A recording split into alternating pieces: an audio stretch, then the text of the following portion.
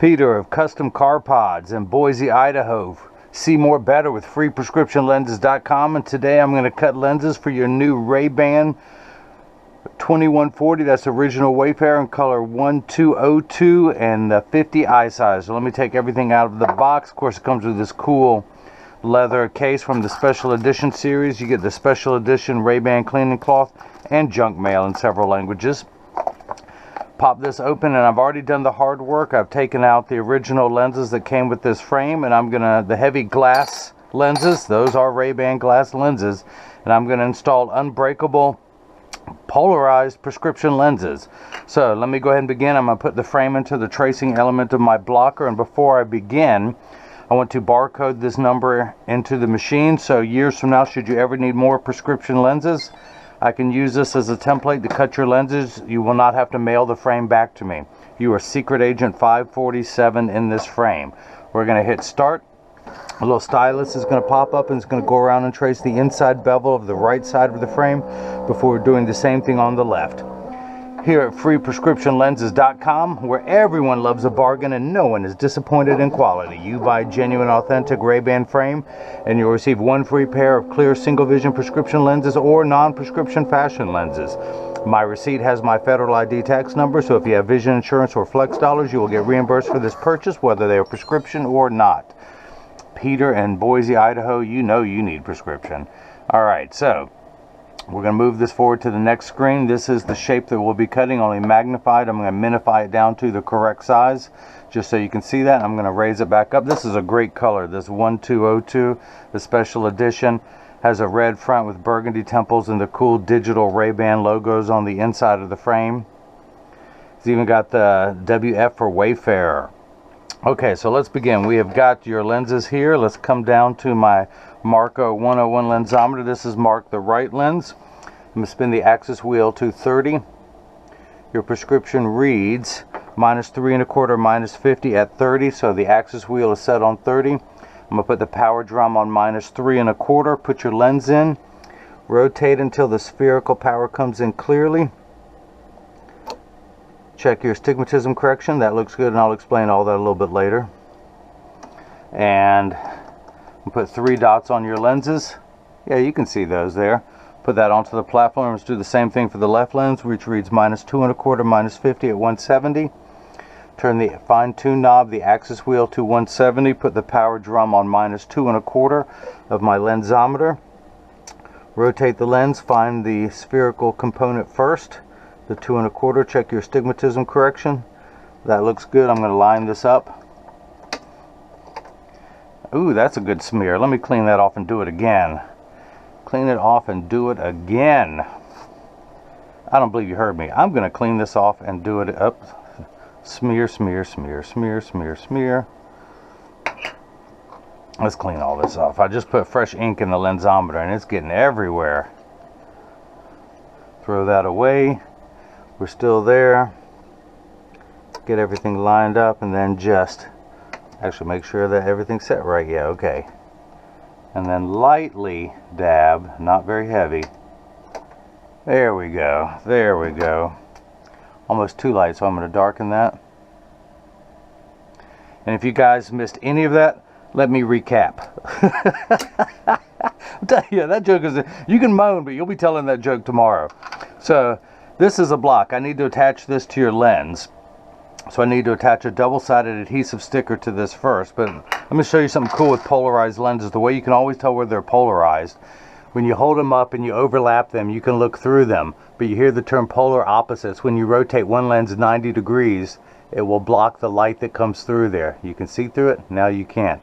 Another cool thing with polarized lenses, look at the effect it has, because it blocks horizontal glare. And digital screens is a glare source. So when you're looking at your cell phone and it looks black, you may have to tilt it just a little bit, because polarized lenses block glare on a horizontal plane. Now gas pump, same thing. You may have to tilt your head. Hopefully you guys can see that. I'm tilting now my right ear towards my right shoulder, but then you'll be able to see the gas pump screen. So let me put that on here. I need 2 double-sided adhesive stickers, and I apologize for my mess over there. I'm putting in a new shelf system here, and I had to move everything around in order to put that in. And I'll be doing that today as soon as I'm done with this video. Now on the back is a silver button. That is a magnet. It's going to do its job twice today. The first time, well, let me peel the sticker off. The first time it's going to attach itself to another magnet there in the arm. We're going to put that there. We're going to line everything up. Now your pupillary distance is 32 for your right eye. The computer starts at 32.5, so I'm going to tap the minus button one time. Bring it down. I'm going to raise the optical center height. Oop, up, up. Let's move that box. I can also move it with this box. Does this thing not want to move? Come on, it's frozen. Alright, go back, go back. It's the morning, nobody wants to wake up. There we go. We're going to raise up the optical center height to 23. Let me mark that down. I'll raise it up about 2.5 millimeters because you actually look through the top quad. You don't look through the center of the lens, you look through the top of it. So raise the optical center up so you have the best clarity possible. The reason why I put those 3 dots on there, it tells me that it's oriented in there perfectly, and you may not see that in the video, but here's the 3 dots. So that orange cross, those crosshairs, just like the crosshairs of a scope, I measured vertically and horizontally, and that's where everything's going to sit directly in front of you. Hit that button, the arm's going to come down, place the block onto the right lens. We're going to do the same thing now for the unright lens, the lens that ain't right, just like me, I ain't right. Pull the sticker off, make the black side sticky, line everything up. Your pupillary distance for your left eye is 32.5, so we're going to move that over to 32.5. Set that down while we're at it. And get those 3 dots lined up perfectly. And hit the button. The arm comes down, places the block onto the left lens. Let's make sure the right stays over here. Now this is the edger. This is what's going to do all the work while I run my mouth. Isn't that fitting? The actual cutting wheel.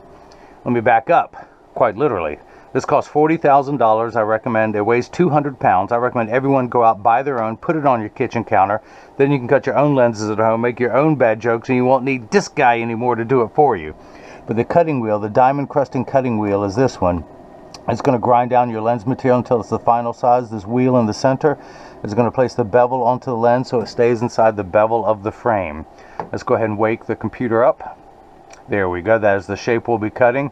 These are polycarbonate lenses. If they were plastic, high index plastic, or Trivex, I would select that, but we're going to stick with polycarbonate. I'm not going to polish the edge of your lens because it's not going to be seen. And here's something unique. I'm not going to put a bevel on the front or the rear surface of the lens this time, because for sunglass lenses it can make a little white outer ring. So let's take the right lens, press this on there firmly, put that into the chuck, and one thing I'm going to do, I'm going to start off at about minus 0.25 small, 1/4 of a millimeter, because I know from experience the bevel on the original Wayfarers is rather deep, and I'm going to take the lens down a little bit. I'm still going to have to take it down even more, but I'm going to start at minus 0.25 small. I'm going to hit the green arrow, which is started in every language. The door closes, the clamp shuts, and then the lens is going to be traced by 2 white styluses, making sure that the lens is large enough to fit into the frame. And you can see as it's going around tracing the shape of what it's cutting. And then the old carpenter saying measure twice, cut once. It's measuring the thickness of the lens at every point to know exactly and precisely where to place the bevel. Now, if you see light flickering in the background, that is water there to catch the optical sawdust as it comes off the cutting wheel. Polycarbonate lenses cut dry, where plastic, high index plastic, and Trivex cut wet, meaning that water sprays onto the lens for the duration of the cutting cycle, and it does not do that for poly. Having said that, it will spray onto the lens for the last 20 seconds, just to wash away any optical debris that you may see beginning to form on the edges of the lenses now. So your lenses are made out of polycarbonate, which are 40% thinner and lighter than regular plastic. They are virtually unbreakable. These are high-impact ballistics grade lenses, the same material that our soldiers wear in combat zones to protect their eyes. And speaking of protection, it also has 100% UVA and UVB protection built into the lens. We know what the sun's harmful ultraviolet rays can do to your skin. Well, your eyes are 8 times more sensitive than your skin, so you have permanent sunscreen for your eyes. Unlike the lotions, creams, and sprays that need to be reapplied every couple hours when you're in direct exposure to the sun, this is permanent and never needs to be reapplied.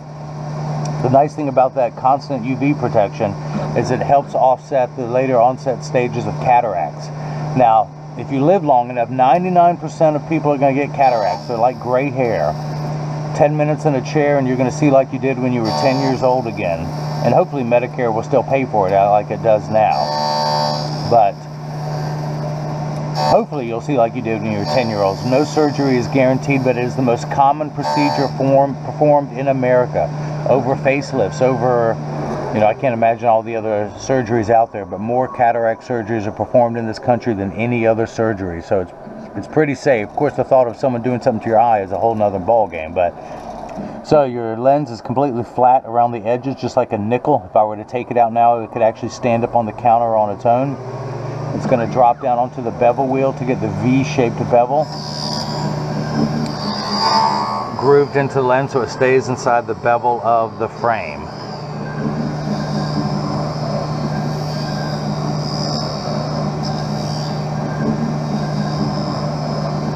It's a knife-like edge, a very dull knife like myself, but a knife-like edge if you can imagine that V bevel.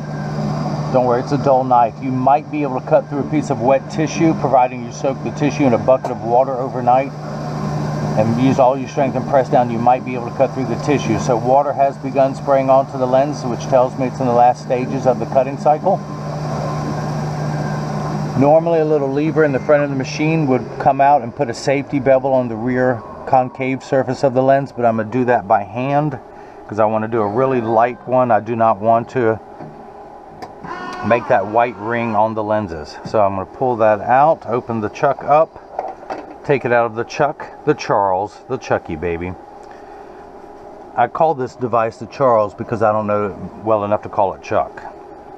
Alright, so we're going to take the lens out. We're going to see if it fits into the frame first time around, which I doubt. Now I still want to take another 0.25 off, 1/4 of a millimeter. Normally I do it in 10th steps, but I know with this frame from experience we're going to go to -50. Put it back into the Chuck, the Charles, the Chucky baby, and hit retouch. Just like before, the clamp shuts, but this time it's not going to go to the cutting wheel, it's just going to go back to the bevel wheel. And take 1/4 of a millimeter off the circumference of the lens until it fits into the frame perfectly. I do not want to force the lens into the frame, because if it was, it would cause the frame to stretch or to roll. If you can imagine your frame is like a gutter, if the lens were too large, it would force the bottom of the frame to roll outwards, shortening the life of the frame, not to mention giving an ugly cosmetic filter. But because I cut every pair of lenses that gets shipped worldwide, you want a perfectionist like me cutting your lenses.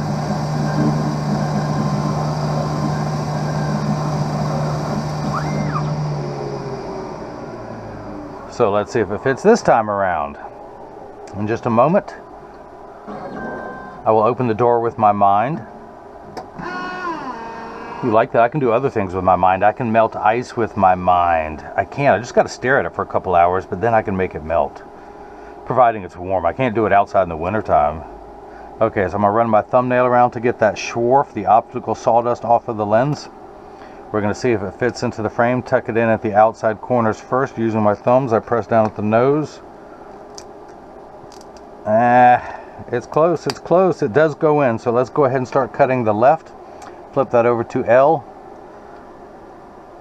Press that on there firmly and hit start. The door closes, the clamp shuts, and then the lens again is going to be traced by the 2 white styluses, making sure that it's large enough at first to fit into the frame. And you can see as it's tracing the shape out, and then starts the cutting wheel. Now I'm going to go ahead and pop this back out.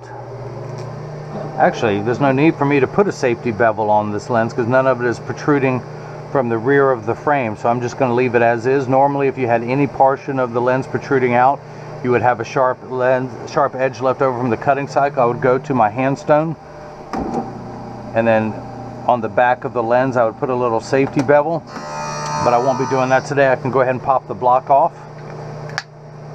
Try that off the palm of my hand. Bring this out, pull the sticker off, start adding on to my masterpiece, my creation that I'm making. Come down here to my lensometer, spin the axis wheel to 30. Oop, it spun over to 31. To 30. I'm going to put it in just above that black dot and read the power. And I'm getting, where's my flashlight? I've got a smaller flashlight, just can't find it. I'm getting -3 1/4. There's 3, 1 tick mark away, 350, 375, 4. That's because the unit of measurement we use in the optical world is called a diopter, spelled D-I-O-P-T-E-R.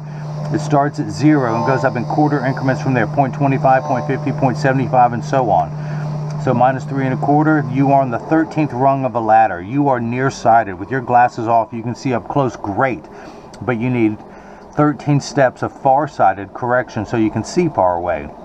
Once everything is the correct size, we have to take away the fuzzy edges that's created by your astigmatism. There is a stigma over the word astigmatism. It just means shape. It's like saying someone has straight hair, someone else has curly hair. It is not a disease, it's not an affliction, but everyone freaks out over that word. So this is the fine-tune knob. Uncorrected astigmatism makes 6s and 8s look alike, or the letters P and F. So once it's the correct size, we take away those fuzzy edges. You have two curves on your eyes, a spherical curve, which is minus 3 1/4, and an astigmatic curve, which is another 2 steps, and it's how we line up those two curves to make everything nice and crisp. So we're going to do that. I'm going to check that, and when I read the second curvature, I'm at minus 375. How do I do that? Remember high school algebra, we add two like signs together? Yeah, don't worry, I've forgotten that too. Let's use today's term. Someone borrowed $3.25 from you, and then they borrowed another 50 cents. They would owe you $3.75. We come to the wheel, 375. Now, the first two numbers are real values. You only need 9 steps of farsighted correction for your left eye, same amount of astigmatism correction, but we're going to turn that fine-tune knob to 170. Now, this last number could be anywhere from 0 to 180. It's an arbitrary number. These first two numbers are real values to be concerned with. This number could be anywhere from 0 to 180. Technically, you could say these numbers could be anywhere from 0 to 20. That's what the lensometer goes up to, but very rarely do I see prescriptions like that. We're going to come down here, pull the lens out of the chuck, dry everything off.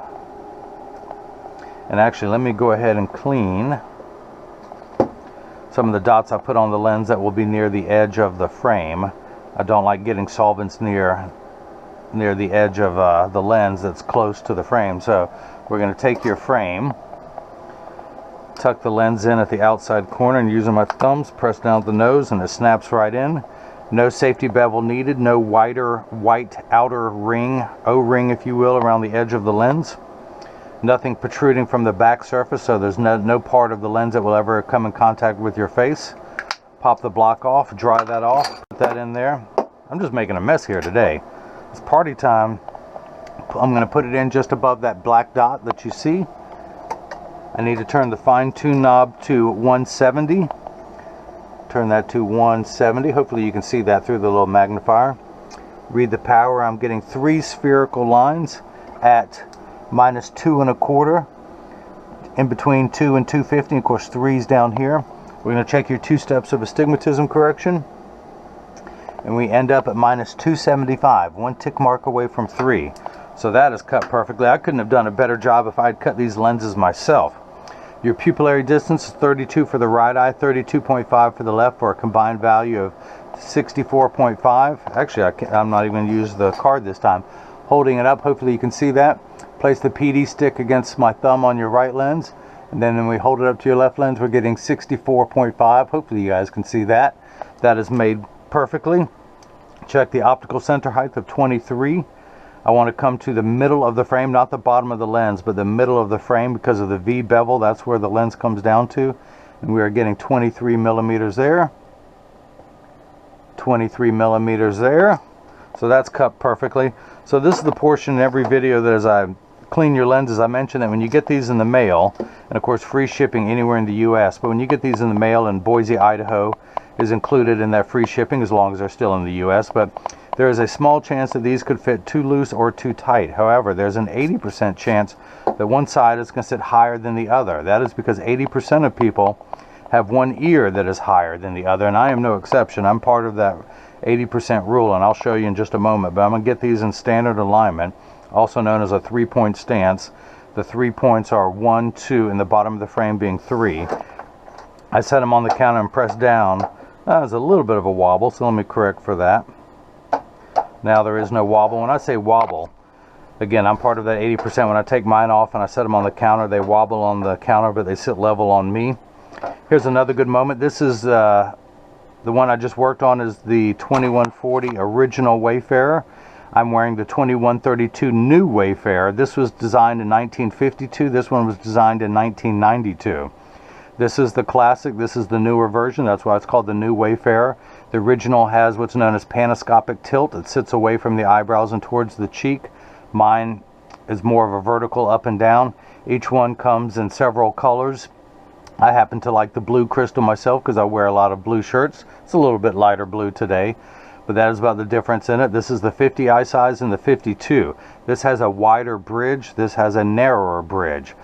This one comes up to 70 millimeters from the corner of this lens to the corner of the frame. This one comes up to 72 from the corner, so it's 50 plus 22. So it's a little bit wider on the face. Let me put mine back on so I can see what I'm doing, yo. Flip these over, press down, there is no wobble. Close each temple to make sure they overlap perfectly, and they do. That neither temple is askew. Check the tension on each hinge, and that's equal. So I send out a selfie request with every package because Peter, I would love to have your picture on my website. Peter of Custom Car Pods in Boise, Idaho. I also send out cleaning cloth instructions, or cleaning instructions, not only for your frame and lenses, but for the cleaning cloth that I'm providing, as well as the one that RayBan provides, and your case. So that too will last you for years. So when you get these in the mail and you see a little wrinkle in the cloth, you know that it works because you just saw me use it. So if you like what you've seen, please subscribe to my YouTube channel at freeprescriptionlenses.com, or you can follow me on Instagram or Facebook. It's the same name. On Twitter as FreeRxLenses. Peter in Boise, Idaho. Hope you enjoyed watching as I cut polarized gray lenses for your RayBan 2140, size 50, color 1202. And hopefully everyone else has got the chance to see how I bring that love and feeling back to glasses. Thank you.